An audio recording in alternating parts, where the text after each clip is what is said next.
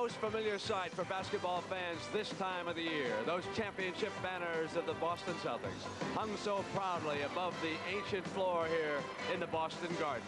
And the two you will focus on for this series, 1968 and 69, you see that's the last time that any NBA champion has been able to repeat and come back. And now here this afternoon, the war begins all over again for the Celtics, who a year ago in a dramatic 7-game series in front of a sellout crowd here in the Boston Garden were able to win their 15th World Championship.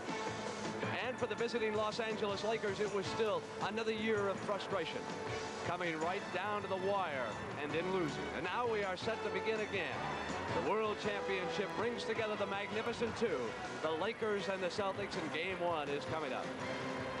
Good afternoon, everybody, and welcome. I'm Brent Musburger, and I'll be your host for this championship series.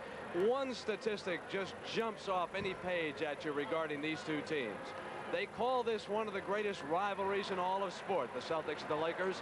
And if that is true, it is the most one-sided rivalry in all of sports. 8 times these two have met for the NBA championship, and 8 times the Celtics have won. The Lakers are determined to break through this time, but time will tell. Now let's go down to the floor to the two gentlemen who called the action for you, Dick Stockton and Tommy Heinsohn. Dick? Thank you very much, Brent. And the Lakers did not win the most games in the league. They don't have the home court advantage, but the Lakers are the favorites in this championship series. But the jury will be out on them until they prove that they can stand up to the intimidation factor that the Boston Celtics are about to put on them. There will be a confrontation sooner or later, and how the Lakers react to that will tell much about what fate lies for them. As far as the Celtics are concerned, it's going to be a test for their Iron Men starting lineup. Most of them will go 40 minutes or more, and the question for them, with a weakened bench, can they handle a grueling series against the Lakers with a starting 5 who will play most of the way? My partner, as usual, is Tom Heinsohn. How do you look at this series, Tommy? Well, Dick, I consider this a classic of contrast of styles, much like the heavyweight championship fights between Muhammad Ali and Joe Frazier. The Lakers are like Muhammad Ali. Use the feet, jab at you, and then try and beat you with a flurry of fast break baskets. The Celtics will go to the body, get their inside game going, mainly on the offensive boards. I think it's going to be a classic series and one of the greats. Tommy, we're going to be focusing, as usual, on two of the compelling superstars in the game, each with a separate purpose here. Magic Johnson of the Lakers and Larry Bird of the Celtics. Magic Johnson, Dick, felt last year that he gave the series away. He wants to be considered the ultimate team leader, and he felt that he failed in that regard. Bob McAdoo, his teammate, says Magic has been on a mission this season, and I believe he's going to give his all for this playoff. Larry Bird, conversely, has started out from the get-go, the exhibition games, diving into the stands for loose balls. They need his outside shooting, and they need that concentration of purpose that he provides so well. And he's been banged up. He has an injured finger, he has an injured elbow and an injured ankle, and so how Larry Bird goes, so go the Celtics. For more on the injury story, let's go back upstairs to Brent. All right, Dick, you put your finger on the key man, Larry Bird. Watch early if he's into his shooting rhythm. He had difficulty against the 76ers. Other injuries regarding the Celtics are, of course, Ray Williams. He turned over his ankle. He worked out yesterday. He says he is fine. And there is always Cedric Maxwell. How is his knee responding? As for the Lakers, they come into this championship series, they are healthy. They are without one player from a year ago, Jamal Wilkes, who of course missed much of the season because of an injury. So we are set to begin on the Boston Garden. It'll be Game 1 of the NBA World Championship Series. It's the Celtics and the Lakers coming up on CBS. The stage is set for another battle between these two teams, and working the games as the officials, Darrell Garretson and Jess Kersey, and Hugh Evans will be the alternate. One or the other have been the NBA champions 4 of the last 5 years. The Celtics trying to win 2 in a row. The Lakers were champs in 80 and 82. It is not a blistering hot day, an afternoon in the Garden, as the Lakers experienced in Game 5 last year. But I'm sure they've been talking, Tommy, about what it's like to come back to the parquet floor again. No question about that, Dick. This is going to be a tempo game as far as the Lakers are concerned. The more they can push it up the court and up-pace the game, the quicker they feel they can take the big men of the Celtics out of the game.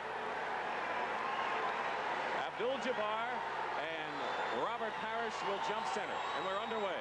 The championship on the line, and the Lakers control. Dennis Johnson is on Magic Johnson. Ainge is on Byron Scott. They're looking for Kareem. Parrish is guarding one-on-one and getting help. And Dennis Johnson commits the foul in trying to double Kareem. Well, the Lakers don't have their wanted fast break going. Mr. Inside, Mr. Set offense is Kareem. They get him the ball and he makes it happen. And if it isn't Kareem, it's James Worthy. Byron Scott, who's been red hot from the outside, misses his first shot. Worthy is on Bird. They go to Parrish, doubled with Johnson. Open man is Ainge. Rambis, the rebound. Rambis sets the tempo early with his rebounding and defensive play. Lakers like to come up, create the pace the first 6 minutes of the game.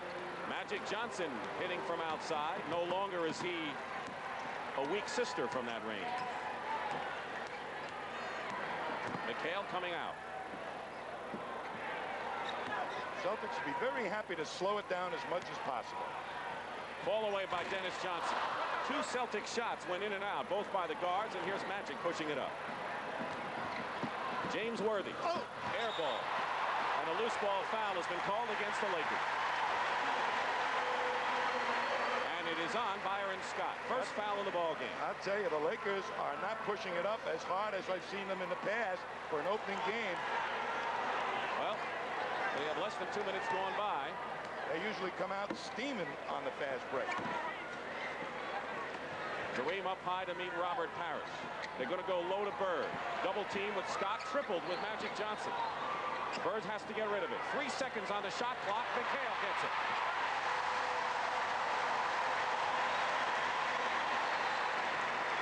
They triple team Larry Bird. Bad finger and all. Maybe they don't believe his injury reports. Magic misses. Bird rebound. Celtics push it up. Dennis Johnson. Loose ball, Ainge.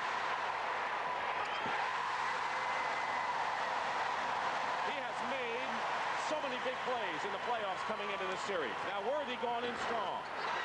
McHale the rebound. They're going to get whiplash in this game, it looks like.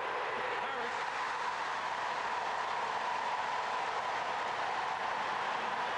No foul. Johnson hit the floor. Magic Johnson is fouled from behind. The basket will count. Danny Ainge tried to knock the ball away, and Magic is on the verge of a three-point play. Ainge gives him another dimension from the inside. He'll help out on the boards, and they need this kind of help to overcome the loss of Maxwell. But look at how quickly Rambis takes it out of bounds to try and start some kind of fast break action. Here is Urban Magic Johnson, who has waited for this chance for a year. The loss stuck in his craw, and Pat Riley told us yesterday, I expect a big series from Urban. Celtics are trying to get it to the inside man. But if the Lakers double and triple team, they'll go to the guards. Here's a steal by Byron Scott. Knocked away by Danny Ainge. They've got to hustle back the Celtics to stop the speed of this Laker fast break, particularly James Worthy, who gets out on that court so fast. Well, he's a good post-up offensive player, as we talked about on half court, and can run well. Kareem backing into